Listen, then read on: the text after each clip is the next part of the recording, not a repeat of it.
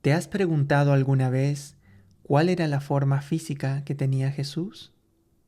¿Habrá sido rubio, de ojos azules, de piel blanca, como nos lo muestra la mayoría de las películas de Hollywood? ¿O quizás era moreno, de estatura baja, de contextura gruesa, como el promedio de los habitantes nativos del Medio Oriente?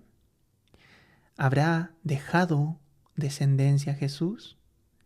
Como muchas versiones dicen que se casó con María Magdalena y tuvieron una familia. ¿O quizás no dejó descendencia? ¿Habrá muerto realmente en la cruz? ¿O habría continuado su peregrinaje en otros lugares como la India? Todos esos temas y muchos otros vamos a conversarlos hoy en este podcast, donde analizaremos a fondo la vida de Jesús y donde les daré también mi punto de vista, mi opinión respecto al tema, para que vayamos teniendo una mirada más amplia y para que tú vayas forjando tu propia verdad, para que vayas tomando la información que a ti te vibra y vayas formando tu propia opinión al respecto.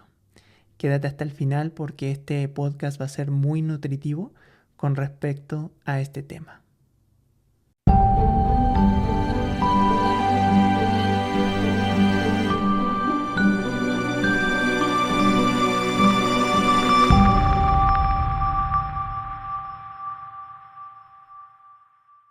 Hola bellas almas, ¿qué tal? ¿Cómo están?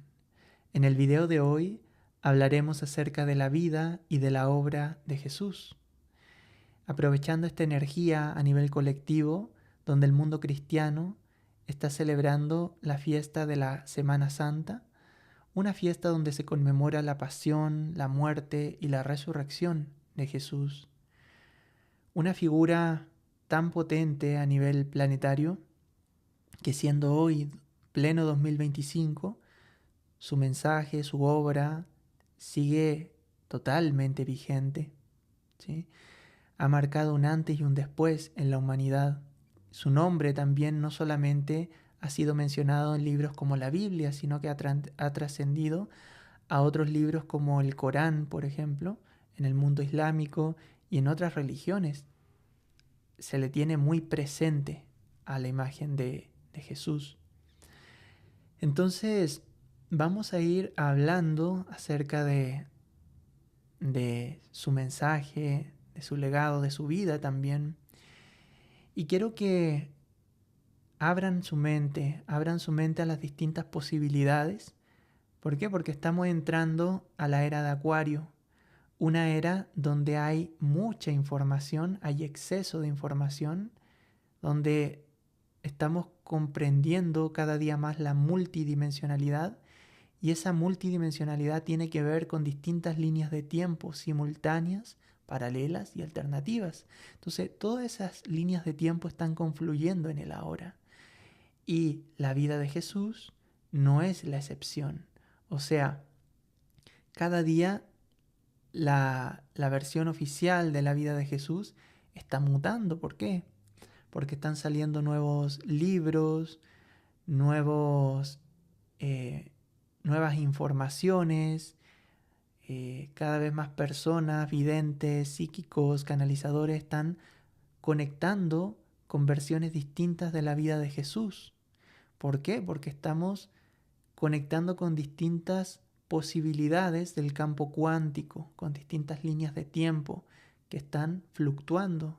Entonces, ojo también con quedarnos con una verdad muy estricta. ¿Por qué?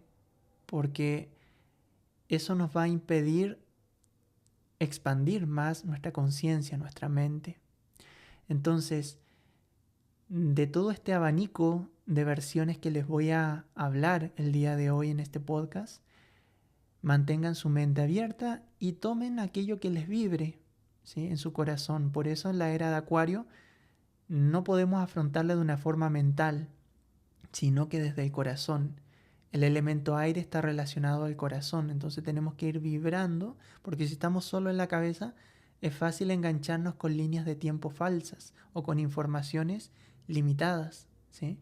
Entonces tenemos que estar vibrando en un eje mente-corazón para poder vibrar aquellas informaciones y tomar aquellas que nos hagan más sentido para nosotros, ¿sí? Pero a la vez, esa verdad que me voy formando en mi interior tiene que estar sujeta al cambio. ¿Por qué? Porque todo lo que sean creencias, todo lo que yo no haya experimentado todavía, tengo que tener la capacidad de soltarlo. Si el día de mañana aparece una información que me vibre más, o si yo mismo voy experimentando visiones o conexiones con líneas de tiempo que tengan que ver con la vida de Jesús, por ejemplo. Si yo voy recibiendo esas informaciones directamente, obviamente mi propia verdad va a ir cambiando. La información que les voy a compartir hoy está basada en libros gnósticos, en los cuales he leído por muchos años. Me he leído libros completos de la vida de Jesús, pero no solamente está basado en la parte mental, como les digo, han sido libros que realmente me han vibrado la versión del Jesús que te ponían ahí, porque también toda la vida uno ha visto películas de la vida de Jesús, distintas versiones, entonces siempre hay unas que les van vibrando más a uno en su propio ser que otras versiones. Entonces, bueno, vamos a partir por cómo llega Jesús en este mundo, ¿sí? A este plano. Jesús no habría llegado a un pesebre, o sea, no habría nacido en un pesebre, como se dice según la versión oficial actual. El que habría nacido en un pesebre habría sido Abel, que habría sido un Cristo que vivió miles de años antes de Jesús, en la época incluso prehistórica, como podríamos llamarle en estos tiempos. Habría nacido en una caverna, Abel, rodeado de animales, en aquellos tiempos donde estaban migrando los últimos atlantes a toda la zona del delta del Nilo, donde se empezó a formar la fraternidad copta o copda, ¿sí? De hecho, a los egipcios, el gentilicio que usan los egipcios es coptos, ¿sí? Entonces, los copdas fue una de las primeras fraternidades que se formó, que les llamaban los hombres faro o los faraomes, ¿sí? De ahí surge después la palabra faraón, que significa hombre faro. Entonces, ellos fueron una fraternidad muy potente de remanentes atlantes y lemures que formaron esa fraternidad y fueron las primeras agrupaciones de humanos donde encarnaron grandes almas muy elevadas en este planeta para que fueran fraternidades civilizatorias, para que empezaran a civilizar a los pueblos que estaban en guerras más bárbaros. Entonces, esas fraternidades surgieron a raíz de eso, ¿sí? Eran puntos de anclaje, también de luz en el planeta, eran seres muy evolucionados. Entonces, estas fraternidades se fueron pasando como estos tesoros de divina sabiduría de Egipto, que está muy cerca de la zona donde después encarna Jesús, que es en toda la zona de Palestina, que está pegadita a Egipto. Jesús nace en el seno de una fraternidad, los esenios. No sé si han escuchado hablar de este nombre, yo ya lo había mencionado antes en otros podcasts. Y los esenios es una fraternidad de sabios que estaban repartidos en todos los montes de Palestina, ¿sí? En el monte Tabor, en el monte Carantana, en el Moab, en todos los montes más importantes de Palestina, habían agrupaciones. Se dice que se reunían en agrupaciones de 70, ¿sí? El 7, siempre la energía crística unificada, el 77, ¿sí? La frecuencia crística unificada del 33 y del 44. Bueno, estos sabios se repartían en grupos de 70, que tuvieran por ahí, en esa cantidad aproximada, y eran custodios, eran como guardianes de esta divina sabiduría, que se iban pasando de fraternidad en fraternidad.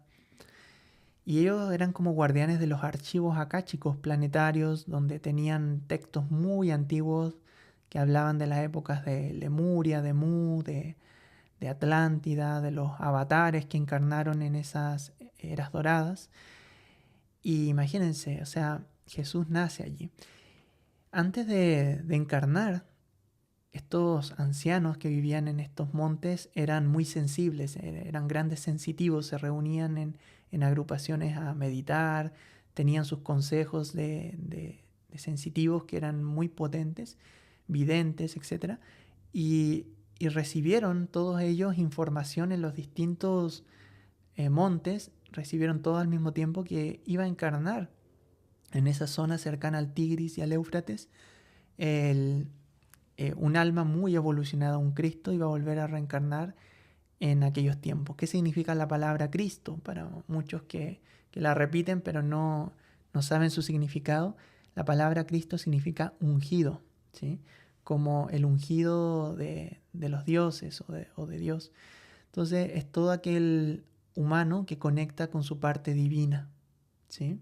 No por un Dios externo, sino que conecta, despierta su esencia divina y comprende que todos estamos conectados por una única energía amorosa, por una esencia amorosa. Entonces, aquellos seres que han despertado esa conciencia crística, como le digo yo también, son almas de mucha evolución. Entonces Jesús se dice que fue anunciado a estas agrupaciones. Entonces, ya cuando llega, nace en la casa de una tía de María, ¿sí? De unos familiares de María, donde le dan acogida y ahí crece, empieza a estar los primeros años de vida Jesús y en una fraternidad esenia, o sea, todos los esenios sabían ya que nació ahí, ¿sí? Se empezaron a pasar el dato en silencio porque estaba también la otra religión, ¿sí? La religión digamos, de los judíos, ¿sí? Que tenían su Dios aparte. Entonces ellos estaban como en secreto, ¿sí? De hecho, muchos esenios trabajaban en el templo de Jerusalén, en todas esas partes, pero en secreto eran esenios, ¿sí? Entonces Jesús, a partir de ahí, justo estoy mirando aquí la hora 1:11 en sincronía. Bueno, y Jesús empezó a crecer de niño y fue llevado a todos estos, él se paseó durante toda su infancia y juventud, se paseó por todos estos montes de Palestina, en cada uno visitó todos los montes y todos los ancianos lo conocieron. Muchos ancianos o sea, comprendían la evolución de su alma, o sea, su sabiduría de niño ya empezaba a mostrar muchos rasgos de mucha claridad, de comprender cosas más allá de lo humano, ¿sí? Entonces muchos ancianos se admiraban porque lo que a ellos les costó muchos años de aprendizaje, lo veían en él. Entonces, y comprendían que aunque ellos eran mayores y muchas veces ellos tenían que ser un poco estrictos con él, ponerle reglas, comprendían que ellos todavía eran almas que estaban en evolución y que algún día iban a llegar a ser como él, ¿sí? Entonces le tenían mucho respeto, pero a la vez le enseñaban, ¿sí? O sea, tomaban su rol de profesores, ¿sí? No lo veneraban, no lo adoraban como a un dios, sino que eran exigentes, lo hacían que estudiara, pero también lo dejaban que fuera niño, ¿sí? Que jugara con los niños de los hijos de los pastores que vivían ahí. Entonces, así fue creciendo. Ya después de joven, fue a Egipto a estudiar porque Jesús no era pobre, también eso hay que tenerlo claro, esa imagen que nos han puesto de un Jesús bien limitado en recursos materiales o económicos es falsa, por lo menos desde mi visión, que me he hecho con muchas fuentes de información distintas. Entonces, primero que todo, ¿por qué? Porque al recibir estas visiones no solamente fueron los esenios los que recibieron estas visiones de que iba a encarnar un alma muy evolucionada, sino que distintos directores de otras escuelas de divina sabiduría, de Arabia, por ejemplo, Melchor de Oreb, Gaspar en en Persia también, de los persas. Y bueno, los que llamamos los Reyes Magos, todos recibieron este mensaje también en sus fraternidades, que iba a encarnar un alma muy evolucionada, y los directores máximos de cada una de estas escuelas, que eran los Reyes Magos, fueron también a visitar a Jesús, fueron pidiendo datos hasta que dieron con él, y le trajeron, o sea, le ofrecieron de ahí del momento pagarle toda su vida. O sea, prácticamente le dieron dinero a su familia suficiente para costear toda su vida, sus necesidades básicas, que siempre tuviera comida, buena ropa, etcétera. Entonces Jesús no era pobre, ¿sí? Desde niño tenía podríamos decirle, clase media alta, por ahí Jesús. Entonces, eso también hay que ir comprendiendo, ¿sí? Y incluso después fue haciendo otras amistades que eran amistades de mucho dinero, que también fueron apoyándolo, y la parte también de sus estudios también fue a Egipto, fue a Alejandría, también estuvo Jesús. Entonces, donde la ciudad que fundó Alejandro Magno, entonces Jesús se nutrió de mucha cultura, se dice que hablaba muchos idiomas. Ahora bien, les voy a comentar también con respecto a la apariencia física. Hay muchas versiones ahora que dicen que la imagen de Jesús debería ser, por las características físicas del lugar, como más parecido a una persona promedio, baja, morena, tosca, de rasgos gruesos. Pero a mí, en lo personal, eso no me vibra, por el hecho de que toda conciencia evolucionada, desde mi punto de vista, ¿sí? Que quizás no es la verdad, ¿verdad? No es la única verdad, ¿sí? Cada quien tiene que vibrarlo. Pero desde mi punto de vista, la imagen de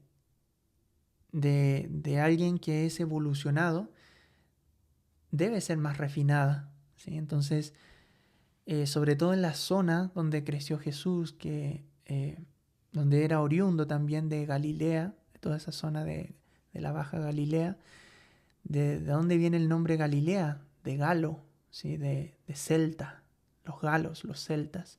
Entonces, esa zona era como una mezcla, ¿sí? de los habitantes de Medio Oriente con los habitantes del norte. Por eso, según muchas versiones, Jesús era de ojos claros, de piel blanca, ¿sí? No era tan parecido a los nativos de esa zona, porque provenía de esa zona de Galilea donde había mucha mixtura, ¿sí? Y donde había mucha influencia gala, ¿sí? Celta. Entonces, bueno, desde mi punto de vista, y también desde algunas versiones de libros gnósticos, lo relatan así. O sea, lo muestran de esa forma física, de ojos garzos, claros, de cabello como castaño, oscuro, y de piel blanca, ¿sí? Y esa es mi visión que tengo al respecto de su imagen, que, como les digo, ustedes víbrenla, quizás tienen otra versión y está perfecta, ¿sí? Entonces, habría se habría movido por toda esa zona Jesús, toda Palestina, Egipto, Alejandría,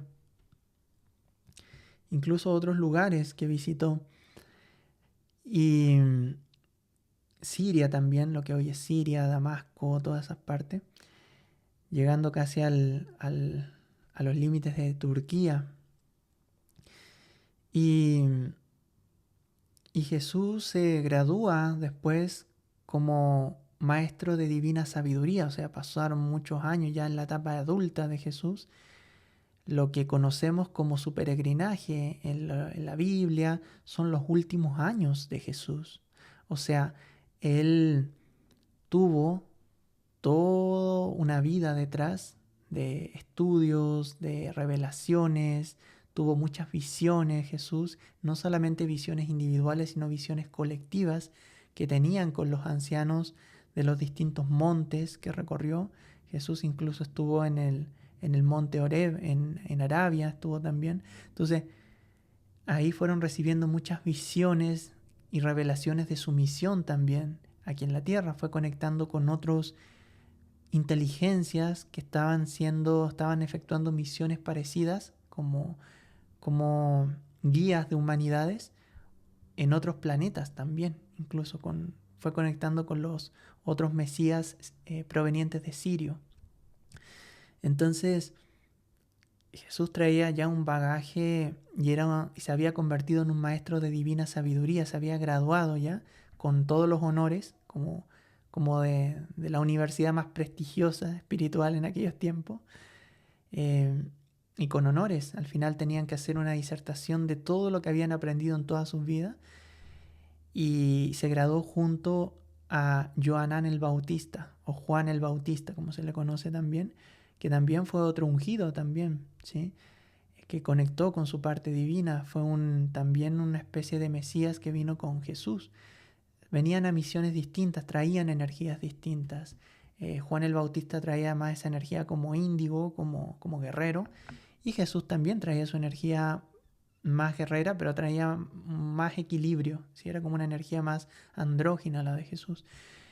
También decía las cosas con claridad, pero no era tan, digamos, agresivo para decirlas. Era como, las decía con equilibrio, ¿sí? Pero las decía, ¿sí?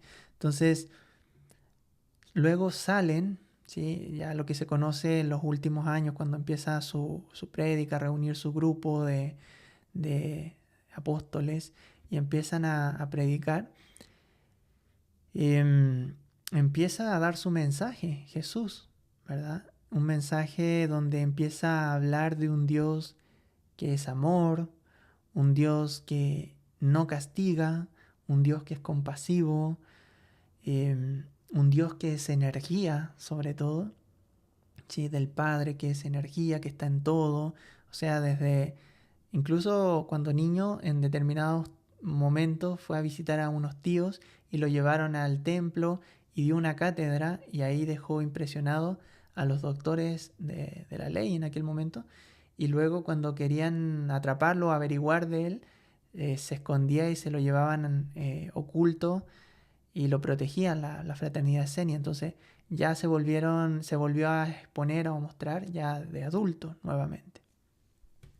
Entonces, ya de adulto también tenía un séquito de amigos, un grupo, ¿sí? Tenía no solamente a sus apóstoles, tenía a varios seguidores como María Magdalena también, que era una mujer muy adinerada, se dice, y que era una iniciada, según muchas versiones también.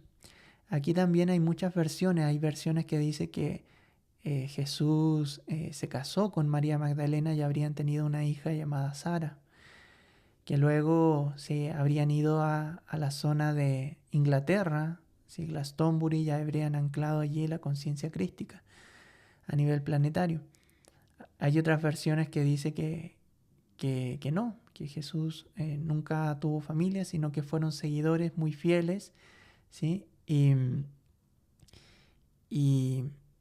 bueno, ahí depende de tu propia verdad, lo que tú vibres, ¿verdad?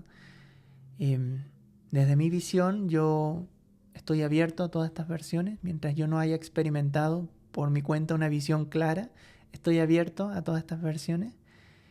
Pero tú decides siempre cuál dejar entrar a tu vida. Si la versión donde Jesús fue más solitario o donde formó familia, ¿sí?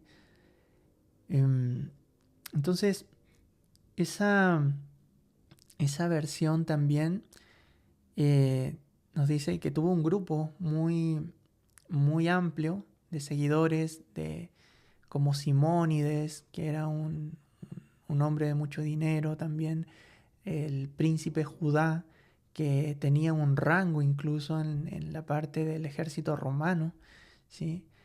Que tenía un título también ahí en toda esa zona, en el cual se habrían inspirado para crear la película Ben-Hur. ¿Sí? Cuando ustedes vean la película Ben-Hur, yo sé que muchos la han visto, es como la vida del príncipe Judá. Así que muchos lo confunden con Jesús incluso. Y no, el príncipe Judá fue un seguidor de Jesús, fiel seguidor, un amante de Jesús, no en el sentido amoroso, digamos, pero lo amaba con pasión, su mensaje, su vibración, como que se enamoraban del aura que emitía Jesús y estaban dispuestos a defenderlo, si tenían que morir incluso, dejar la vida, estaban dispuestos a hacerlo, eran muy fieles a Jesús. También tenía un seguidor de la tribu Tuareg de África, de los Tuareg que se cubren el rostro con turbantes, llamado el Hak Ben Faki. ¿Sí? Él también fue un seguidor de Jesús y que él fue, se dice, el que cargó la cruz, le ayudó a cargar la cruz en los últimos tramos, ¿sí? Se hizo pasar por un hombre llamado, se me fue el nombre, pero era fornido, grande, y le ayudó a cargar la cruz. Entonces, bueno, ¿por qué? ¿Por qué Jesús fue condenado si él venía a dar un mensaje de amor? Esto yo lo he experimentado en lo micro, por eso me vibra mucho esta versión también. Y bueno, la versión es la versión también más general también de su vida, que cuando tú a veces intentas dar un mensaje de luz, de amor, porque has comprendido algo, ¿sí? Porque has experimentado algo, a veces lo das con la mejor intención a los demás, yo creo que a ti te ha pasado también, y has recibido oscuridad, hostilidad, incluso ataques por parte de algunas personas. Y no te lo tienes que tomar personal, porque quizás nosotros lo hicimos con la mejor intención de, oye, esto te puede ayudar, te voy a dar esta información, y hemos recibido hostilidad o hemos sido ignorados. Pero es una respuesta, digamos, automática. ¿Por qué? Porque cuando tú estás dando una información muy profunda, incluso que nace de tu experiencia, no todos están preparados para recibir la información. Por eso yo te recomiendo que cuando alguien te pida un consejo, tú se lo des. Pero a veces cuando queremos ayudar y sin que nos hayan pedido un consejo, podemos recibir hostilidad, burlas, etcétera, porque la información que estamos emitiendo es luz. Entonces esa luz remueve la oscuridad de los otros, ¿sí? O a veces hay cosas que los demás no están preparados para escuchar y esa luz remueve sus creencias, y los hace sentirse incómodos, incluso reaccionar. A veces aquí yo ya trato de no tomarme tan personalmente las cosas que ponen los comentarios, porque sé que muchas de estas informaciones remueven creencias fijas que tienen las personas y reaccionan desde esa oscuridad. Entonces, en pequeña medida entiendo un poco la labor en tan amplia que vino a hacer Jesús en aquellos tiempos, y él lo tenía consciente. Imagínense, él ya comprendía esa responsabilidad que iba a conllevar llevar ese mensaje de tanta luz a una humanidad que estaba tan dormida en aquellos tiempos, ¿sí? Si ahora en estos tiempos está tan dividida la humanidad y hay mucha gente zombificada en estos tiempos, imagínense allí también en aquellos tiempos, o sea, pero sabía que ese mensaje iba a llegar a las almas que tenía que llegar, ¿sí? Y las que no, les iba a despertar sus oscuridades más profundas. Entonces, cuando Jesús se para a hablar, a dar estas cátedras en el templo de Jerusalén, imagínense, los doctores de la ley le revolvía la sangre, le hervía la sangre por dentro cuando escuchaban esos mensajes de Jesús, que Dios es amor, y la gente, veían que la gente se entusiasmaba, lo querían escuchar, lo vitoreaban, ¿sí? Gritaban su nombre, y ellos se empezaron a sentir amenazados. ¿Por qué? Porque ellos eran los mercaderes del templo. ¿Qué quiere decir esto? Ellos lucraban. ¿Por qué se les decía los mercaderes del templo? Porque ellos lucraban con la fe de las personas. O sea, ellos dictaban sermones de un Dios, de como ellos lo llamaban, Jehová, Yahweh, de un Dios castigador, ¿sí? De un Dios el Dios de los ejércitos, un Dios que hablaba a través de una caja del Arca de la Alianza, que era raro que hablara ahí, y tenían que seguir sus órdenes, tenían que hacer determinados sacrificios a ese Dios, y si no hacían esos sacrificios, si no se les daba sangre de humanos, de animales, estaba dispuesto a destruir ciudades o a ellos mismos. Entonces, ¿cuál es ese Dios de amor que mandaba matar a las personas? Imagínense, el Dios del Antiguo Testamento, que todavía muchas religiones lo siguen.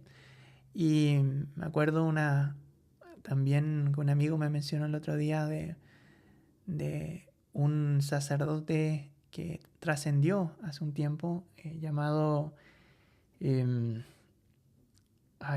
nombre jesuita, bueno, ya me acordaré, tengo la imagen, pero se me fue el nombre. Bueno, él decía que había una correspondencia entre este Dios, Jehová, Yahweh, como le llamaban en aquellos tiempos. Había una correspondencia en ese Dios sanguinario y los dioses que mandaban acá también a sacrificar, por ejemplo, en el territorio mexicano, Huitzilopochtli, todos estos dioses que mandaban a sacrificar a los aztecas a millones de personas, morían miles en las fiestas, se los sacrificaban y digamos, se los entregaban a estos sacrificios a Huitzilopochtli, un dios que se alimentaba de ese egregor de sangre, de sufrimiento. Y este sacerdote jesuita decía que había una correspondencia entre ese Yahweh del Antiguo Testamento que mandaba a matar y mandaba a sacrificar animales también para alimentarse de la sangre.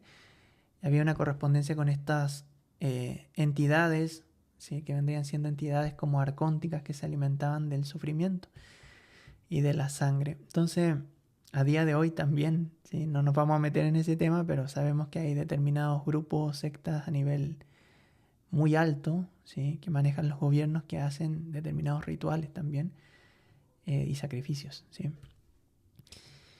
Entonces, bueno, entonces esa parte de mercaderes del templo se les decía porque estos sacerdotes daban estos discursos que dejaban a toda la audiencia helada, muertos de miedo, de un Dios castigador, y que si no traían sacrificios, no traían animales a sacrificar al templo, ese Dios se iba a enojar y les iban a caer las penas del infierno. Entonces, ¿qué pasaba? Que todos los días la gente, o cada cierto tiempo, la gente iba a entregar sus tributos en forma de sacrificios de corderos. Por eso las imágenes que se ponen del templo de Jerusalén siempre se ven caravanas de personas subiendo, entrando y saliendo del templo con montones de animales, comida o gallinas, todas para sacrificarlas a este Dios para que no se enojara. Entonces, esa era una forma de control y se le llamaba a los mercaderes del templo porque ellos, ¿qué hacían luego de que sacrificaban todas esas reses, ovejas, todo eso? Todas esas carnes ellos las vendían después, ¿sí? Entonces lucraban con estas carnes y se volvían millonarios, o sea, ricos con todas esas ventas que hacían. Entonces por eso eran mercaderes, lucraban con la fe de las personas. Entonces también se dice que ahí partió todo lo que era la usura, ¿sí? Lo que hoy en los bancos te cobran como intereses, los usureros, ¿sí? Todos los banqueros habrían nacido, habrían empezado a surgir con fuerza ahí en aquellos tiempos. Se sentaban en las bancas del templo a hacer préstamos, ¿sí? Entonces ataban a las personas luego por toda la vida. Tenían que estar pagando intereses desmedidos. Entonces, eso se sigue practicando. Por eso algunos grupos o sectas o religiones se vuelven tan ricos porque su mismo Dios en sus libros sagrados les dicen: si quieres controlar a las personas de un lugar, préstales dinero y luego cóbrales intereses. Así los mantendrás a todos subyugados, ¿sí? Tengan mucho poder o no, o sea, porque si es una persona con mucho poder, un rey, te pide un préstamo, vas a tener bajo tu control a ese rey incluso. Entonces, imagínense, ahí extendían sus tentáculos de control también. Y Jesús se dice que denunció todo eso de manera amorosa, clara, y por eso se vieron tan amenazados y empezaron a crear rápidamente una confabulación em, para eliminarlo rápidamente, ¿sí? Fueron conspirando para sacarlo de la escena.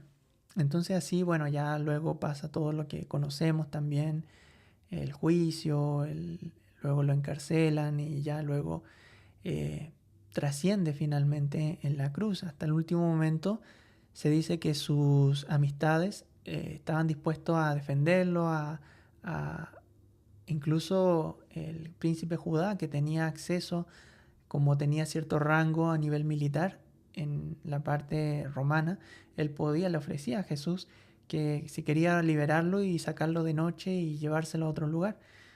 Pero se dice que Jesús quería terminar de cerrar ese ciclo, lo había visto en una visión y él había aceptado esa misión de inmolarse en favor de la humanidad para dejar ahí un impacto tan grande que repercutiera por las edades y llegar hasta el día de hoy, a las semillas que estuvieran preparadas para entender el mensaje de amor que había dejado Jesús, el mensaje de la expansión de la conciencia crística, del amor incondicional.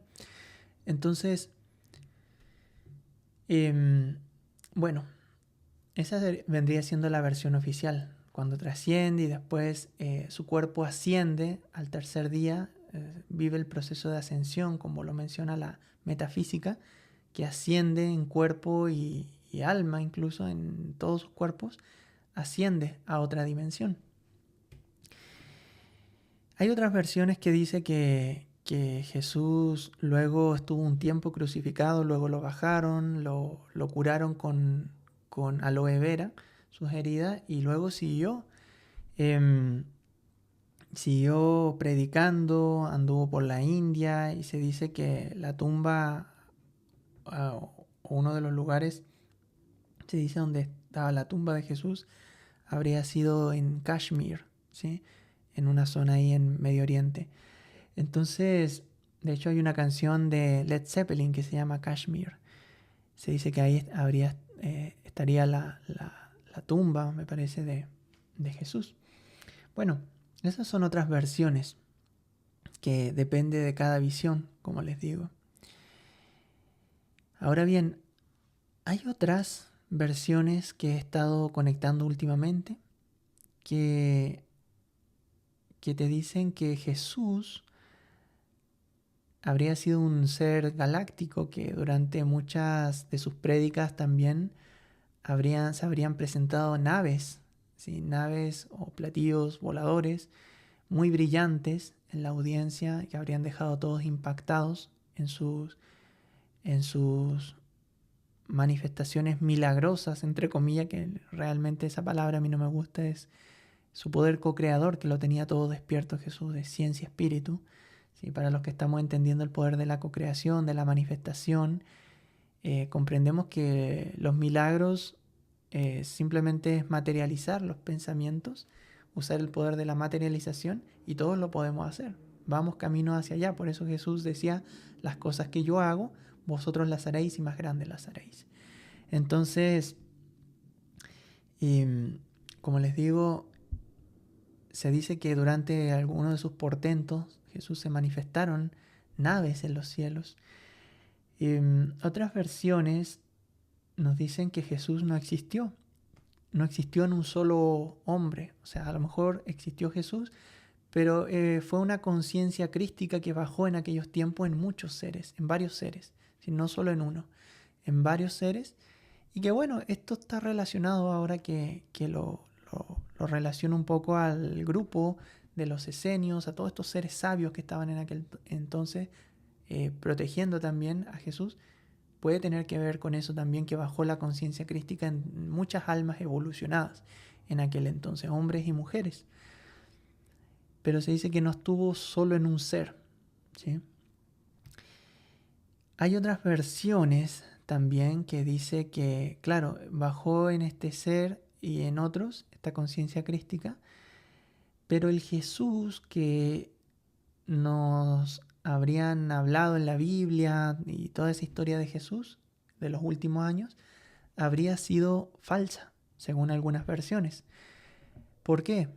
Porque dicen que ese ser que vivió toda esa parte de la pasión, de la muerte trágica, de la crucifixión, habría sido una inserción holográfica. Este es un término que es como un poco raro, ¿sí? Yo hace poco lo escuché por primera vez, una inserción holográfica. ¿Y qué significaría esto? Que está relacionado también, por ejemplo, al proyecto Blue Beam, que en determinados sitios de poder planetario, llamamos sitios como donde se unen varias líneas ley planetarias y forman como vórtices de energía, donde se experimentan muchas dimensiones, se forman como verdaderos portales entre muchas dimensiones. Entonces, en esos lugares, seres que están como controlando a la humanidad y que se alimentan de la humanidad, seres de cuarta dimensión, como estos seres Anunnaki, usando tecnología de 4D, pueden proyectar hologramas en esos lugares que a ojos físicos son tan reales como un humano, ¿sí? A eso se le llamarían inserciones holográficas. En esos lugares podrían manifestar naves, podrían hacer un proyecto Blue Beam, incluso personas o seres que a simple vista nosotros para nosotros no los diferenciaríamos con un humano normal de una inserción holográfica. Y esa zona allí en Medio Oriente, en toda esa parte de Palestina, es una zona que actualmente sigue en conflicto, ¿sí? La franja de Gaza, Israel, Palestina, toda esa zona siguen en guerras, conflictos. Se dice porque es un portal donde los Anunnaki tienen más controles, como que entran y salen por esa zona. Entonces se están disputando diferentes facciones de ese portal y por eso hay tanta guerra, tanto caos allí. Entonces, en aquel momento se habría hecho una inserción holográfica en ese lugar, en ese punto, para generar un control a nivel colectivo y crear esta imagen de un Cristo sufriente, de un Cristo mártir, ¿sí? Que generara una imagen también potente a nivel colectivo de todo aquel que quisiera, digamos, entregar un mensaje de amor. Eso iba a ser lo que les iba a esperar, como un escarnio, ¿sí? Entonces, si es así, también me hace sentido, como que hayan implantado eso ahí para generar un efecto a nivel colectivo de, oye, no despiertes, porque si te vuelves consciente y trates de dar un mensaje como el que dio Jesús, vas a terminar así. Y me hace sentido esta última parte porque, claro, cuando vemos estas fiestas de Semana Santa o cuando vamos en su momento, hace años, tiempo atrás, cuando todavía pertenecía yo, por ejemplo, a la religión católica, ya no profeso esa religión. Pero me acuerdo en aquellos momentos cuando iba a esa iglesia y veía la imagen de Jesús, me preguntaba y me sigo preguntando por qué se pone a Jesús sufriente. ¿Sí? ¿Por qué se pone esa imagen de un Jesús sangrando, con la corona de espinas, crucificado? ¿Por qué no se pone una imagen de un Jesús expandido, meditando? ¿Por qué? ¿Sí? Entonces, ahí tú vas viendo como que hay un control detrás, hay algo que te quieren transmitir con esa imagen, ¿sí? Entonces, lo relaciono a esta información de estas inserciones holográficas de poner esta imagen ahí sufriente, de un Jesús sufriente, para generar un impacto a nivel inconsciente, de un Jesús mártir, de un Jesús que se inmoló por ti, ¿sí? Para que tú te sientas menos que Él, para que veneres a un ser, ¿sí? que murió por ti para sanar tus pecados, o para dar esa información de que si intentas seguir este mensaje que dio Jesús, vas a sufrir eso que vivió Él, ¿sí? Un escarnio de sufrimiento, de muerte. Entonces, es un mensaje que lo he venido vibrando los últimos tiempos a nivel inconsciente, incluso. O sea, una información que impacta en el inconsciente y lo he venido vibrando mucho, eso, ¿sí? Entonces, bueno, esta sería como la información a nivel general, para que no se alargue tanto, se ha alargado mucho este podcast. Pero bueno, más de alguien va a ver el podcast hasta el final. Si tú has sido de aquellas que se ha quedado hasta el final, vamos a dejar una palabra clave, semilla crística, ¿sí? Escríbeme ese código y yo voy a saber que te quedaste hasta el final. Y coméntame también tu opinión. ¿Qué opinas de esto? Mira, justo estoy terminando este podcast. Estoy mirando aquí la hora, 144. Hablando del 144 en total sincronía. Siempre estamos en sincronía álmica aquí en Portales Canalizados, con las almitas que estemos resonando. Recuerden que vamos a estar dando este 26 el taller I Am 144.000 para todas las semillas crísticas que vengamos vibrando con este código que está relacionado con lo que vino a entregar Jesús también al planeta y que ahora se está despertando en todos nosotros. Es un taller de mucha revelación, vamos a hacer activaciones, vamos a activar la maestría crística unificada 77, donde sintetizaremos las dos frecuencias 33 masculina crística y 44 femenina crística. Sintetizaremos las 9 dimensiones con el puente arcoíris y va a ser muy revelador y potente. De verdad que te lo recomiendo. Esta semanita voy a estar cerrando las inscripciones, así es que si te vibra, te hago este llamado, ¿sí? Justo en el código 144. Qué hermoso, qué hermoso. Así es que eso, bella alma, escríbeme a portalescanalizados@gmail.com y te paso toda la información de este taller del 26, sábado 26, para que estemos ahí en red, ¿sí? Activando el código 144.000, la interconexión 144.441. Esta va a ser la última fecha de este taller que daré por ahora. Ya lo volveré a dar más adelante, en unos meses más, pero aprovecha, si sientes el llamado, aprovéchalo ahora. Y bueno, también estaré dando la sesión alquímica 2 en 1, registro Akashi con más canalización. Una sesión, si quieres dar un salto cuántico, esa es la sesión, ¿sí? Muy reveladora. Se puede abordar solo con preguntas y respuestas, donde abrimos tus registros, o también la podemos abordar desde un tema en específico que estés atravesando, ¿sí? Que te esté moviendo mucho y necesites llegar a la raíz de eso, ya sea en esta vida o en otra vida. Es tu sesión, la sesión de registros 2 en 1. Y también tenemos el coach, que es un acompañamiento, donde también abordamos temas, solo que no abrimos registros, sino que lo abordamos con ejercicios meditativos, desprogramación, oráculo, usamos otras herramientas.